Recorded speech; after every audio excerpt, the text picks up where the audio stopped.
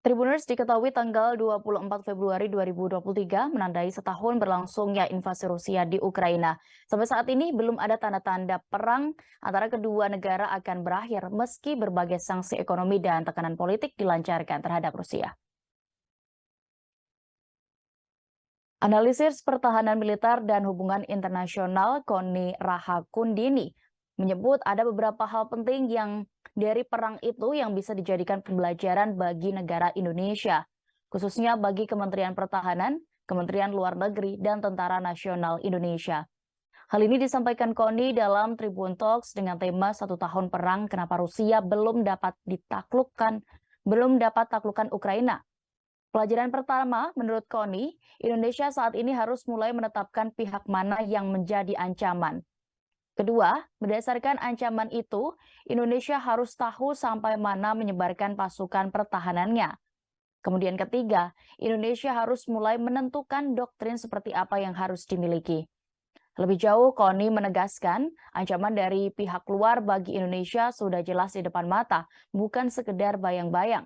Sehingga penting menurut analisi pertahanan ini bagi Indonesia untuk belajar dari perang Rusia-Ukraina. Ia juga menekankan tentang situasi perang di era sekarang lebih mengerikan dan begitu mengutamakan kekuatan. Sehingga kekuatan Trimarta ia sebut sangatlah penting. Sebagai informasi, 1 tahun setelah agresi Rusia ke Ukraina, pertemuan lanjutan Emergency Special Session ke-11 Majelis Umum PBB kembali dilaksanakan di New York pada Kamis 23 Februari lalu. Resolusi didukung mayoritas negara anggota PBB sebanyak 141 negara, termasuk Indonesia. Kementerian Luar Negeri Indonesia menyatakan dukungan Indonesia diberikan karena pokok dan semangat resolusi yang menjunjung tinggi prinsip-prinsip dalam piagam PBB dan hukum internasional. Hal ini termasuk resolusi konflik secara damai, penghormatan terhadap HAM, dan penegakan hukum. Indonesia meyakini tanggung jawab mengakhiri perang terletak pada kedua pihak yang berkonflik. Indonesia pun juga akan terus mendorong komunitas internasional untuk menciptakan situasi yang kondusif bagi terlaksananya perdamaian di Ukraina.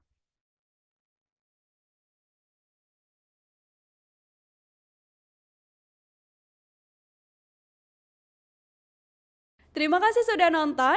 Jangan lupa like, subscribe, dan share ya.